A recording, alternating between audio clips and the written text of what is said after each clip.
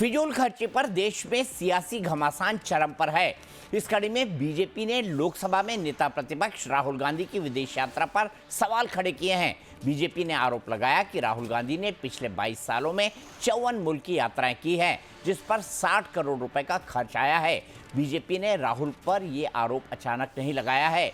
इसके पीछे पीएम मोदी के कम खर्च की अपील को बड़ी वजह माना जा रहा है, जिस पर कांग्रेस नेता राहुल गांधी ने सवाल खड़े किए हैं और पीएम मोदी की सलाह को देशहित के खिलाफ बताया है। विधानसभा चुनाव के बाद बचत की अपील पर कांग्रेस ने सरकार को कटघरे में खड़ा किया है, सरकार की मंशा पर सवाल उठाए हैं। ऐसे में बीजेपी ने राहुल गांधी की विदेश यात्रा का कच्चा चिट्ठा जनता के सामने रख दिया है। इसके बाद कांग्रेस और बीजेपी में सियासी महाभारत शुरू हो गया है। बीजेपी ने कांग्रेस नेता राहुल गांधी की विदेश यात्रा पर जोरदार सवाल खड़े किए हैं। बीजेपी नेता संबित पात्रा ने राहुल गांधी के खिलाफ मोर्चा खोला। उन्होंने आरोप लगाया कि राहुल गांधी करीब 2 दशक से ज़्यादा वक्त से सांसद हैं। इस दौरान राहुल गांधी 54 फॉरेन ट्रिप्स पर गए। बीजेपी का कहना है कि राहुल गांधी ने बीते 22 साल में Italy, Britain, America, Germany, Singapore, Maldives, Qatar, Muscat, Bahrain, Malaysia, Colombia और ओमान जैसे अहम देशों के दौरे किए। लेकिन बात राहुल के विदेशी दौरों तक सीमित नहीं है। बीजेपी नेता संबित पात्रा दौरे के बहाने राहुल गांधी की यात्रा में आए खर्च पर सवाल खड़े कर रहे हैं। उन्होंने दावा किया कि इनमें से ज़्यादातर यात्राओं के रिकॉर्ड सार्वजनिक रूप से उपलब्ध नहीं हैं, लेकिन कुछ विदेशी विजिट ऐसी हैं जिनके आंकड़े और दौरे के मकसद सार्वजनिक नहीं किया गया है। बीजेपी ने राहुल की कुछ खास यात्रा का ब्यौरा दिया, जिसमें कहा कि वे 2025 में लंदन और बर्लिन गए थे, जिसमें करीब 1.4 करोड़ रुपए खर्च आया। सितंबर और अक्टूबर 2025 में राहुल गांधी लैटिन अमेरिका गए, जहां 5.5 करोड़ रुपए खर्च हुए। वहीं 2025 में ही राहुल मलेशिया के दौरे पर भी जा चुके हैं। पात्रा ने दावा किया कि इस खर्च का कोई सार्वजनिक रिकॉर्ड उपलब्ध नहीं है। 3 मई 2026 कहाँ गए? Muscat, Oman. कैसे जानी सरकार? Public domain, visual on X, private visit indicated, no itinerary surfaced, no host disclosed. दूसरा एग्जांपल दिसंबर 2025 का दे रहा हूं। लंदन और बर्लिन गए। Indian Overseas Congress IOC Berlin Progressive Alliance, ये स्कॉल्स लंच भी हुआ और एक हट्टी स्कूल था, वहां भी उनका कार्यक्रम हुआ। ये ऑन रिकॉर्ड है। सितंबर अक्टूबर 2025 लैटिन अमेरिका में 19 रातें, 4 long haul legs, security aides लेके गए थे, इवेंट सपोर्ट, कुल मिला के खर्चा 5.5 करोड़ रुपया ऑन रिकॉर्ड। संबित पात्रा इतने पर ही नहीं रुके। उन्होंने राहुल के विदेश टूर पर हुई खर्च का लेखा जोखा भी दिया। उन्होंने आरोप लगाया कि राहुल गांधी की 22 साल में आय 11 करोड़ है, लेकिन यात्रा पर खर्च करीब 60 करोड़ रुपए है, जबकि राहुल की यात्रा में 3 से 4 लोग शामिल होते हैं। बीजेपी का एक और अहम आरोप है कि कई बार तो एसपीजी को भी उनकी यात्रा की जानकारी नहीं होती है। मतलब बीजेपी का आरोप है कि राहुल चुपके से विदेश जाते रहे हैं। ऐसे में संबित पात्रा ने राहुल गांधी के टूर को लेकर विदेशी फंडिंग का भी आरोप लगाया है। इसके साथ बीजेपी नेता संबित पात्रा ने कहा कि अगर राहुल के दौरे का खर्च विदेशी संस्थाओं ने उठाया है तो एफसीआरए यानी फॉरेन रेगुलेशन कंट्रीब्यूशन एक्ट के प्रावधान के तहत मामला बनता है। अगर उन्होंने खुद खर्च किया है तो इनकम टैक्स के तहत उन्होंने एक्सपेंसेस का खुलासा करना चाहिए।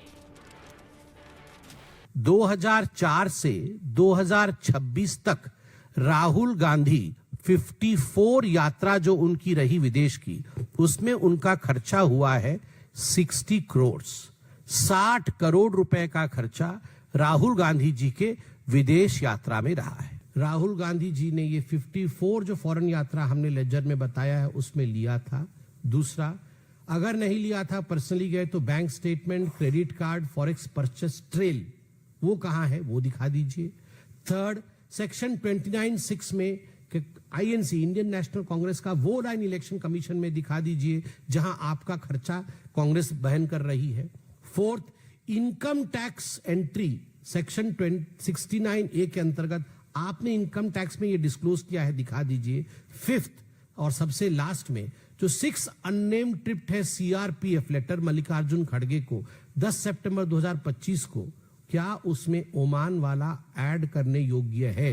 यह भी आप बता दीजिए। भले ही बीजेपी राहुल गांधी के विदेशी टूर पर सवाल खड़े कर रही हो, लेकिन अब आपको इस सियासी बवाल की वजह समझाते हैं। कहा जा रहा है कि पीएम मोदी ने हाल ही में अपने हैदराबाद दौरे में फिजूल खर्ची को कम करने की नसीहत दी है। उन्होंने वीआईपी कल्चर को भी खत्म करने की सलाह दी है। साथ ही सोना न खरीदने, मेट्रो से ट्रेवल करने और पेट्रोल डीजल बचाने के लिए कार पूलिंग की सलाह भी दी है। पीएम मोदी ने सबसे पहले अपने पर इसे लागू करके एक नज़ीर पेश की है। उन्होंने अपनी सिक्योरिटी काफिले से गाड़ियों की संख्या घटा दी है, लेकिन कांग्रेस ने पीएम मोदी के कटौती वाले फॉर्मूले को कटघरे में खड़ा करते हुए कहा कि ये 5 राज्यों के चुनाव के बाद सरकार को क्यों सूझा। कांग्रेस इसे सरकार की नाकामी कवर अप करने का तरीका बता रही है। वहीं कांग्रेस ने संबित पात्रा को राहुल पर सवाल खड़े करने के लिए आड़े हाथों लिया। मतलब यही है कि प्रधानमंत्री की नाकामी से ध्यान हटाना चाहिए। इकोनॉमी कोलैप्स हो रहा है, विदेश नीति कोलैप्स हो चुकी है, झटके मिल रहे हैं, अर्थव्यवस्था को झटका मिल रहा है, कूटनीति को झटका मिल रहा है, और ये अभी राहुल जी के फॉरेन ट्रिप के बारे में जानकारी देना चाहते हैं। ये ध्यान हटाने के लिए जानबूझकर कर रहे हैं, बस इसमें कुछ है ही नहीं। और संबित पात्रा मंत्री बनना चाहते हैं, और क्या। ऐसे में फिजूल खर्ची से बचने को लेकर पीएम मोदी के संदेश पर सियासी कशमकश जारी है। बीजेपी आक्रामक है। बीजेपी का आरोप है कि राहुल गांधी देश को वित्तीय मसलों पर उपदेश देते हैं, लेकिन खुद की लाइफस्टाइल का सोर्स नहीं बताते। कांग्रेस को इस 49 करोड़ के गैप का हिसाब देना ही होगा। कांग्रेस जहां सरकार की आर्थिक नीतियों को सवालों के चक्रों में घेर रही है, वहीं बीजेपी राहुल गांधी के व्यक्तिगत खर्चों का कच्चा चिट्टा खोलकर बैकफुट पर धकेलने का मंसूबा बना चुकी है। लेकिन इतिहास गवाह है कि फिजूल खर्ची के आरोप दोनों तरफ लगते रहे हैं, लेकिन इस बार की महाभारत सीधे साख की लड़ाई बन चुकी है।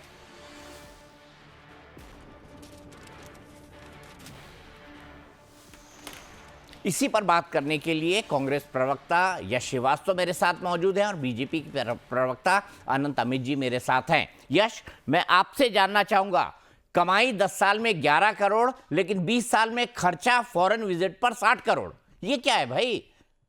50 करोड़ कहां से आए? दीपक जी, संबित पात्रा के बारे में बहुत सारी बातें हैं, मेरी समझ में नहीं आ रहा मैं पहले आपको क्या बताऊं। अब राहुल गांधी के बारे में बताएं, संबित पात्रा छोड़ दीजिए। नहीं, संबित पात्रा को ही पकड़ना पड़ेगा। क्यों पकड़ना पड़ेगा बताता हूं। राहुल जी का तो बता दीजिए, 11 करोड़ की कमाई और 60 करोड़ का खर्चा, तो 50 करोड़ कहां से आए बाकी?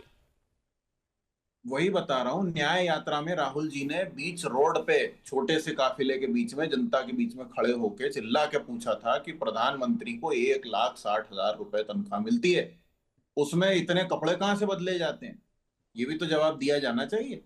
अब एलओपी हैं और खानदानी रईस हैं, और उन्होंने कभी ऐसा भी क्लेम नहीं किया कि हम तो इतने साल तक भिक्षा मांग रहे थे, इतने साल तक चाय बेच रहे थे। होगा पुराना पैसा घुमाए, उनकी इच्छा। अब मैं आपको एक और आदमी के बारे में बताता हूं जिनकी यात्राओं का कोई और छोर नहीं। अरे भाई, पुराना पैसा भी हो तो यश श्रीवास्तव डिक्लेयर करना पड़ता है उसको। इसका मतलब जो पुराना पैसा है उसको डिक्लेयर नहीं किया हुआ है, काला धन है।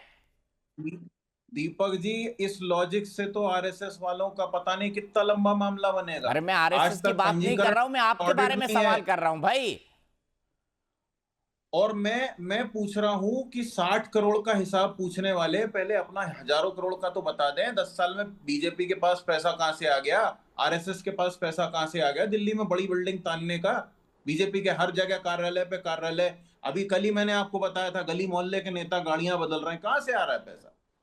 हजारों लाखों करोड़ की डेट की बात हो रही है, 300 अरब डॉलर की उधारी की बात हो रही है। 60 करोड़ का लेके आए संबित पात्रा। एक दूसरे चैनल का वीडियो है दीपक जी, उसमें एक एंकर इनको अपने सामने बिठा के बता रही है कि किसी बच्ची ने चिट्ठी लिखी है कि पहले जो वो प्रोग्राम देखती थी उसको छोड़ के अब संबित पात्रा को देखती है। दूसरे चैनल का है, यदि आपको आपत्ति ना हो तो मैं वीडियो दिखा भी। नहीं रहने दीजिए, दूसरे चैनल का मत दिखाइए, दूसरे चैनल का मत दिखाइए। लेके एक्शन करने के लिए, उल्टे सीधे डायलॉग बोलने के लिए, बेसिर पैर की बकवास करने के लिए, ये संबित पात्रा की पहचान है। और उसके बाद अब वो सांसद बन गए हैं, लेकिन हरकतें अभी भी वही हैं। 60 करोड़ लेके आए हैं वो, 60 करोड़। इससे ज्यादा तो उनने आईओसीएल में बर्बाद कर दिया पैसा। जब वो उसके अध्यक्ष बने थे तो उस समय सबसे खराब दौर आईओसीएल ने देखा है। अब मुझे पता नहीं आईओसीएल के वो कब अध्यक्ष बन गए थे, मुझे पता नहीं, और मुझे पता ये भी पता नहीं, हाँ, मुझे ये भी पता नहीं कि ओएनजीसी के भी अध्यक्ष संबित पात्रा नहीं बन सकते। ओएनजीसी का कोई सांसद या राजनीतिक कार्यकर्ता अध्यक्ष होता ही नहीं है, ओएनजीसी का चेयरमैन होता है जनाब। और संबित पात्रा ओएनजीसी के चेयरमैन कभी नहीं रखे। यश आप यंग हैं, आप पढ़ाई लिखाई करके आया करो भाई, अच्छी अच्छी बातें करते हो आप, लेकिन भटक जाते हो बहुत जल्दी। आरोप आप बड़े, मतलब आप संबित पात्रा को घेरने आए थे, उसी के बारे में गलत जानकारी दे रहे हो, कैसे चलेगा भाई ये? नहीं, मैं अभी फिर से घेर लूंगा दीपक जी, कोई बात नहीं, आप घेरिएगा। अनंत अमित जी, अब देखिए प्रधानमंत्री ने कहा, आप यश जी जो लॉजिकल बात है वो सुन लीजिए, मैं पूछ रहा हूं अनंत अमित जी से। प्रधानमंत्री जी ने कहा कि अननेसेसरी विदेश यात्राएं मत करिए, या विदेश यात्राएं मत करिए, अननेसेसरी शब्द का इस्तेमाल नहीं किया उन्होंने।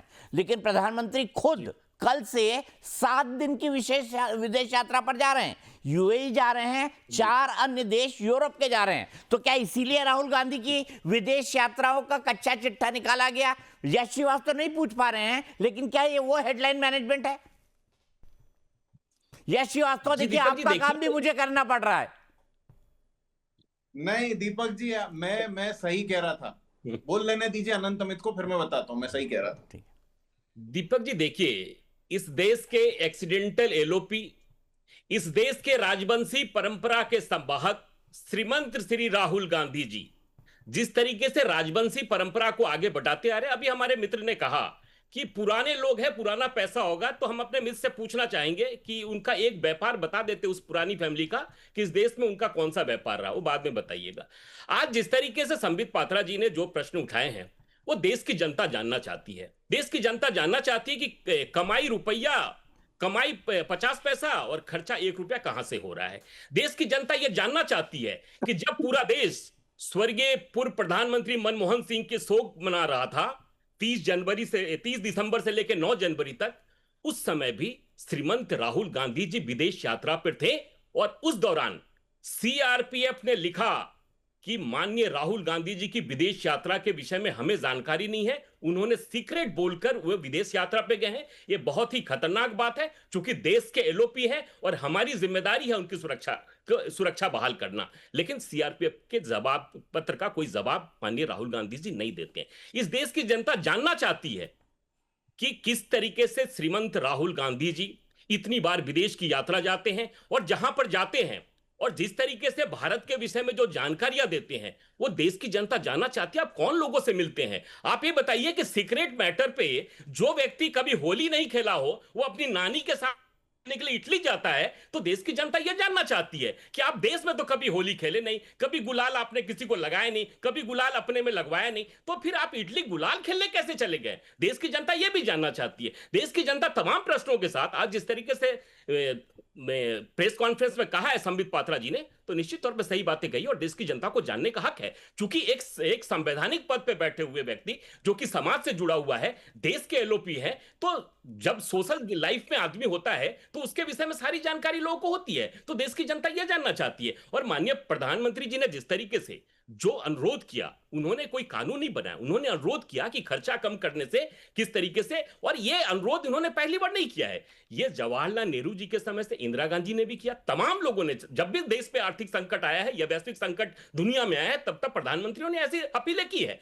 और जहां तक आरोप लगाते हैं, तो हम ये भी पूछना चाहते हैं दीपक जी आपके माध्यम से, इसी देश में 14 तक देश की अर्थव्यवस्था 10वें नंबर पर थी, और आज किस तरीके से देश की अर्थव्यवस्था 4थे नंबर पर चली गई। और देश की जनता यह भी जानना चाहती है कि 14 तक देश में 106 लाख करोड़ का अर्थव्यवस्था था, आज 300 लाख करोड़ से ऊपर कैसे चला गया। ये आत्मनिर्भर भारत बनने की तरफ आगे बढ़ रहा है। और आपके सवाल थे कि माननीय प्रधानमंत्री जी किस तरीके से 5 देशों की यात्रा पर है।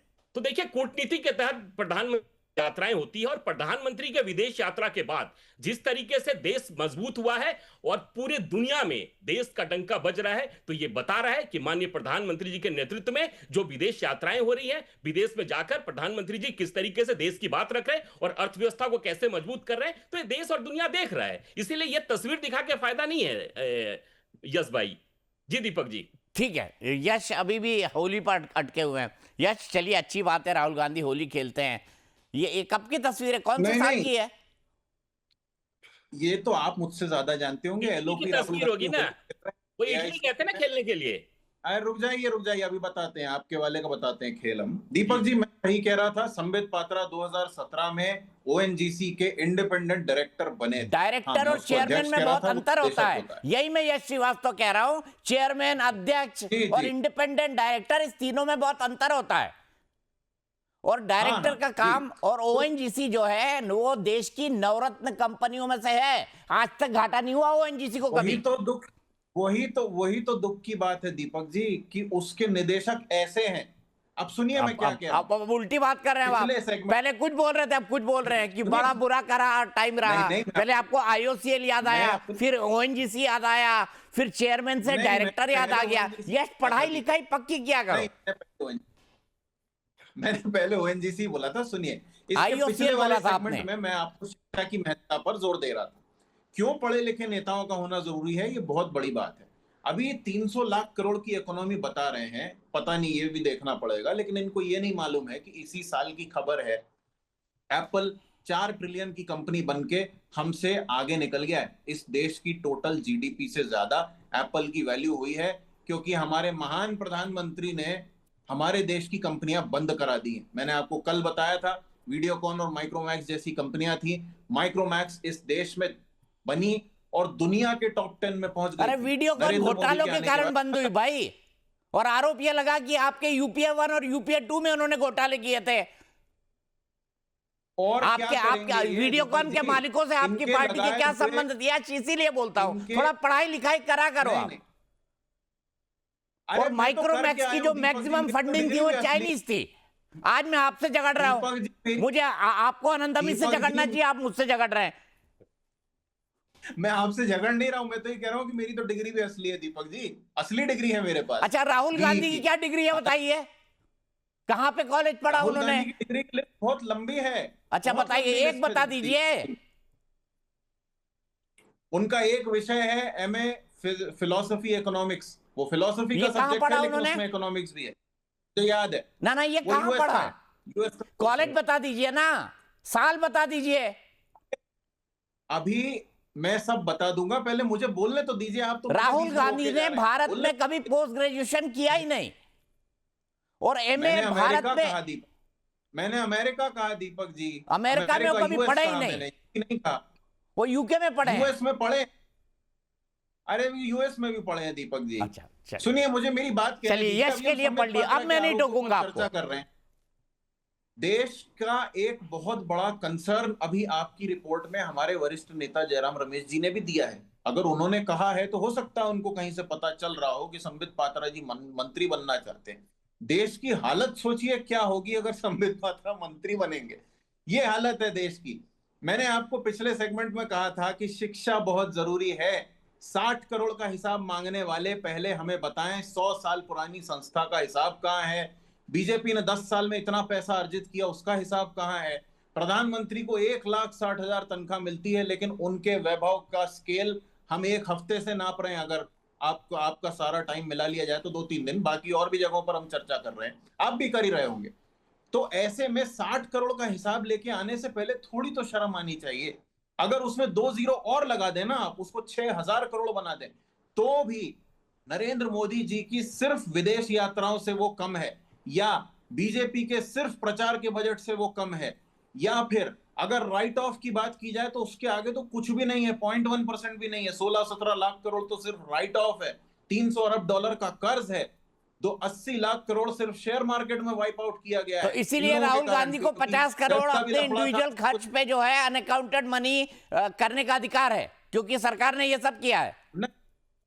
नहीं, अगर ऐसा है तो संबित पात्रा जी को प्रेस कॉन्फ्रेंस करके जनता में सस्ती सिंपैथी बटोरने की बजाय बाकायदा उनको कानूनी प्रक्रिया का सहारा लेना चाहिए। राहुल जी और प्रियंका जी तो आज एक गाड़ी में निकलते हुए भी दिखाई दिए। राहुल जी खुद अपनी गाड़ी चला रहे थे। मुझे पूरा विश्वास है कि गाड़ी चलाने के मामले में राहुल जी बहुत बेहतर हैं नरेंद्र मोदी से। उन्हें गाड़ी चलाना आता है, नरेंद्र मोदी को नहीं आता। ये और लोग बोलते हैं, बीजेपी बोलती है कि देश चलाने में नरेंद्र मोदी बहुत बेहतर है। चलाने में हम विश्वास करते हैं, गाड़ी चलाने के जो ड्राइवर होते हैं, चालक चलाता है गाड़ी। वो देश चलाने में दिख गया हमको। फादरलैंड बताओ पहले, फिर बात करना। पहले फादरलैंड का मतलब बताओ। अच्छा अच्छा, आपने यश एक मिनट, अनंत अमित जी एक आखिरी बात। यश फादरलैंड क्यों बोला? चला लेगा ड्राइवर, कोई चला लेगा गाड़ी, इसके लिए देश चला रहे हैं ना। यश मुझे एक बात बताइए, आपने कहा खानदानी रईस है राहुल गांधी। देखिए नहीं, आपने कहा राहुल गांधी खानदानी रईस है। आपने कहा ना राहुल गांधी खानदानी रईस है। बता दीजिए। लेकिन मैं आपको बता दूं कि हमने तो ये पढ़ा कि उन्होंने अपनी पूरी संपत्ति इंक्लूडिंग आनंद भवन वो कांग्रेस को दान कर दिया। आरएसएस का बिजनेस है। हम जैसे लोगों की आत्मा में बसने वाला, कन में बसने वाला। आत्मा से बिल्डिंग नहीं बनती है, आत्मा से फिल्में बनती हैं, वो भी फ्लॉप। हम जैसे करोड़ों लोग हैं ना, चंदा देते हैं। हम जैसे करोड़ों लोग हैं ना। कोई करोड़ों लोग नहीं है, सब अरे तो आपकी सरकार थी तो आपने क्यों नहीं जांच करवा लिया? आप हिसाब दीजिए। 8 वर्षों तक, 55 वर्षों तक आपका शासन रहा, आपने आरएसएस के खिलाफ क्यों नहीं कार्रवाई कर दी? आपने क्यों नहीं जांच करवा ली? आप वो एक कोई जांच नहीं करवाई, तो आपको आपने जांच भी करवाई तो उसमें कुछ मिला नहीं। नहीं फालतू बात। आपकी सरकार तो लगातार जांच करवाती रही आरएसएस के खिलाफ, लेकिन कुछ भी नहीं मिला। नहीं, पंजीकरण बताइए, आप पंजीकरण बताइए। जब आरएसएस की जब स्थापना हुई, अच्छा ये बताइए, आपकी सरकार है तो आपने क्यों नहीं कार्रवाई की? आपने क्यों नहीं कार्रवाई करवाई भाई? बीजेपी बिना पंजीकरण का कोई संस्था चल रहा है, आपने क्यों नहीं कार्रवाई करवाई? हमने 3 बार बैन किया था। अभी आप लेके आए हो 100 साल में फुल पैंट पहनना सीखिए। फालतू बातें मत करो आप। 100 साल लगे आपको फुल पैंट पहनने में। आप अपने नेताओं के लिए अपने पहने, हाफ टी शर्ट पहन के चलने से नहीं चलेगा ये देश। आप अपने पैसे का हिसाब अपने नेता को कहिए हाफ टी शर्ट पहन के देश की जनता को बेवकूफ ना बनाए। बेवकूफ तो कौन है वो मुझे मालूम है, जाने दीजिए। फुल पैंट पहने आप तय थोड़ी करेंगे, और हम भी नहीं है। आप ये थोड़ी तय करेंगे हम हाफ पैंट पहने कि फुल पैंट पहने। नहीं आप मत पहनो, हमें कोई आपत्ति नहीं है। वैसे आपके नेता फिर इस बात पे प्रश्न ही क्यों उठा रहे हैं? बिना पैंट के भी टीवी पे आ जाते हैं। उसमें हमें कोई आपत्ति नहीं, तो आपकी मर्जी है। आप ऐसी ये बताइए, एक व्यापार बता दीजिए, एक व्यापार बता दीजिए ना। आप श्रीमंत राहुल गांधी जी का एक व्यापार बता दीजिए, वो भी मत पहनो। एक बिजनेस बता दीजिए। 60 करोड़ पूछने से पहले अपनी आरएसएस का हिसाब दो। आप बिल्कुल देंगे ना। फादरलैंड क्यों बोला? आप दाल लेने, उसके बदले में क्या लेके आए? 2 बोरी दाल ले आए बस। देखिए दीपक जी, जिस तरीके से एक क्यूबा जैसे देश में आज तेल खत्म हो गया, क्यूबा जैसे देश की क्या स्थिति है, और अगर हम पहले से अगर संभल जाए तो इसमें दिक्कत क्या है? आपके गंभीर विषय है दीपक जी, एक बहुत गंभीर विषय है दीपक जी। संबित पात्रा का ये कहना है उस प्रेस कॉन्फ्रेंस में कि इस आइटिनरी के बारे में किसी को नहीं पता, कोई पब्लिक डोमेन में नॉलेज नहीं। इसका मतलब है कि उनकी सिक्योरिटी जो होम मिनिस्ट्री के अंतर्गत आती है, वहां से ये इंफॉर्मेशन आई है क्या? ये हमारा सवाल है। अगर ऐसा है तो बहुत बड़ी चिंता का विषय है, क्योंकि ये सीआईएसएफ और एसपीजी ने जो लेटर लिखे हैं, अरे यश श्रीवास्तव, फिर यश श्रीवास्तव कुछ भी बात कर रहे हैं आप। अरे एसपीजी और उनकी जो सुरक्षा है सीआरपीएफ वाली, उन दोनों ने समय समय पर सरकार को पत्र लिखे हैं कि राहुल गांधी हमको बिना बताए चले गए, और बाकी वो मेंबर ऑफ पार्लियामेंट है, उनकी यात्रा की आइटिनरी उनको जमा करानी पड़ती है विदेश मंत्रालय के अंदर। इसीलिए जो कार्यकाल लिया है वो 2014 से 2026 तक का लिया है। यस, थोड़ी पढ़ाई की जरूरत है आपको। अगर मुझसे ट्यूशन ले लो, फ्री में पढ़ा दूंगा। संबित पात्रा को ऑनलाइन जुड़ जाना। सिक्योरिटी को नहीं पता है दीपक जी, तो संबित पात्रा को कैसे पता चल गया? राहुल जी ने संबित पात्रा को तो नहीं बताया होगा, पक्का है। अरे ये सार्वजनिक बयान है भाई, सिक्योरिटी एजेंसीज के समय समय पर बीजेपी और अखबारों के अंदर निकला हुआ है। अखबारों में आई हुई खबर है, टीवी चैनल पर आई हुई खबर है। बीजेपी और सरकार ने इसके बारे में सार्वजनिक तौर पर प्रेस कॉन्फ्रेंस करके बताया है कि सिक्योरिटी एजेंसीज ने उनको लिखा है कि राहुल गांधी बिना बताए चले गए विदेश। जब यूपीए हाँ, की तो सरकार उस- थी तब एसपी जी ने कई बार यूपीए की सरकार को लिखा कि राहुल गांधी जी बिना जी। बताए विदेश चले गए। हाँ, मान लिया मैंने, लेकिन जिस आइटिनरी के बारे में सिक्योरिटी कह रही है कि हमें बिना बताए चलेगा, यानी उन्हें नहीं पता है, वो itinerary, particular itinerary Sambit Patra को कैसे मिली? सवाल ये भी है, बहुत बड़ा सवाल है दीपक जी, मजाक की बात नहीं है। कुल मिला के बात यह है कि एक तो आप अपनी नाकामियों से ध्यान भटकाने के लिए कुछ भी करने को तैयार हैं, दूसरे आप इसी तरीके से खुद गोली मारने निकलते हैं, गोला मार बैठते हैं। ऐसे ही अनुराग ठाकुर वायनाड का डेटा लेके पहुंच गए थे 92,000 वोट का, वहां प्रियंका जी 4,10,000 से जीती थी। ये गोला मारने वाली जो आदत है ना, ये पहले धक जाती थी, क्योंकि चल जाता था। संबित पात्रा जी को देख के लोग बातचीत में नहीं ज्यादा ध्यान देते थे, आपको भी मालूम है संबित पात्रा किस बात के लिए मशहूर हैं। लेकिन अब ये चल नहीं पा रहा। इस समय जो क्राइसिस है ना, उसमें आप ये 60 करोड़ की बात करोगे और अपना भोग विलास कम नहीं करोगे, अपनी अघोषित संपत्ति नहीं बताओगे। अभी भी करोड़ों लोगों के दिल से इनकी बिल्डिंग खड़ी हो रही, बताइए, आत्मा से बिल्डिंग खड़ी होती है तो काहे को सीमेंट प्लांट अडानी को दिलवा रहे हो? उनको बताओ कि भजन पूजन में लगे, आत्माएं इकट्ठी करें, ऐसा कुछ करें। वो अडानी लगे सीमेंट पे सीमेंट बेचने में। अरे कमाल है, बिल्डिंग आप ऐसा है आत्माओं से यश बना रहे हैं। जी, इस देश के नहीं नहीं, करोड़ों कुछ लोगों के नहीं है। मन आप में और RSS का मस्तिष्क हिस्सा में बताइए, नहीं, जो वाली बात राष्ट्रवाद का जो कोई राष्ट्रवाद नशा नहीं है जो है आपको। ना, अरे RSS यश का, वो एक आपके अच्छा लिए अच्छा चलिए, आज मैं आप ही को खींच लेता हूँ, अनंत अमित जी को छोड़ दीजिए। मुझे ये बताइए, यश श्रीवास्तव, मुझे एक बात बताइए, यश श्रीवास्तव, मुझे एक बात बताइए कि क्या जब कांग्रेस की सरकारें थी, चाहे वो इंदिरा जी की हो, चाहे वो राजीव जी की हो, चाहे वो पीवी नरसिम्हा राव की हो, चाहे वो मनमोहन सिंह जी की हो, क्या अडानी और अंबानी ये तब झालमुड़ी बेचते थे क्या झारग्राम में? देश के बड़े उद्योगपतियों में क्या इनकी गिनती नहीं होती थी? बताइए ना। मालूम पड़ा कि झारग्राम में झालमुड़ी बेच रहे हैं और मोदी जी अडानी से खरीद रहे हैं झालमुड़ी। क्या ये देश के टॉप के उद्योगपतियों में नहीं थे उस वक्त भी? अब आप जबरदस्ती का नैरेटिव बनाने के चक्कर में रहते हो। तो मैं जवाब दे रहा हूं, जवाब तो सुनिए, मैं जवाब दे रहा हूं आपकी बात का।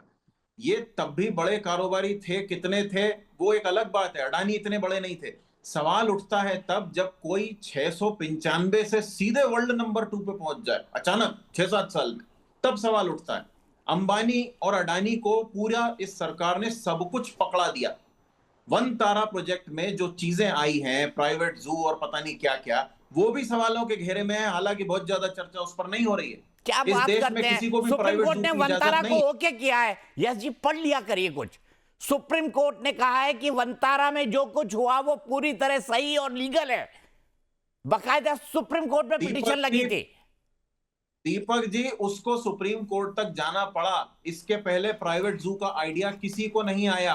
और मैं बताता हूं आपको, बात ये हो रही है, किसी को भी इतनी बुरी तरह स्केल करने को नहीं मिला है। यश यही रुकेंगे, किसी को भी नहीं मिला। यश यही रुकेंगे। इलॉन बेचारा वो क्या क्या कर रहा है, उसके बाद जाके उसको इतने साल लगे। अडानी तेल बेच के 6-7 साल में वर्ल्ड नंबर 2 हो गए। कैसे? सरकारी कॉन्ट्रैक्ट मिले, सरकारी संपत्तियां मिली। वैसे मैं आपको बता दूं, अडानी तेल नहीं बेचते हैं। ना, अडानी तेल नहीं बेचते हैं, तेल रिलायंस बेचती है। अडानी विल्मर का नहीं, अडानी विल्मर का खाने का तेल है भाई, तेल पेट्रोल होता है। तेल बेचना मतलब पेट्रोल बेचना, तेल मतलब खाने का तेल। ये तो आप तो हिंदी गए, ये तो कमाल है। इनकी तेल निकाल दी आपने। अडानी विल्मर। चलिए मैं यही रुकूंगा, आज लंबा हो गया। यस बुरा मत मानना, बुरा मत मानना। छोटे भाई जैसा मानता हूं इसलिए टोक दिया। थोड़ी अच्छी पढ़ाई करके आया करो। छोटे भाई जैसा मानता हूं इसलिए टोक दिया मैंने आज आपको। दीपक जी, आप तेल को तेल नहीं मानेंगे, मैं तो मान लेता हूं आपकी दो बात। तरह के तेल होते हैं भाई, एक पेट्रोल वाला तेल और एक खाने का तेल। अरे तो खाने का तेल भी तो कम करा रहे हैं ना, ये खाने का तेल और डालने का तेल दोनों कम करा रहे हैं, तो अभी क्या फर्क बचा है दीपक जी? चलिए।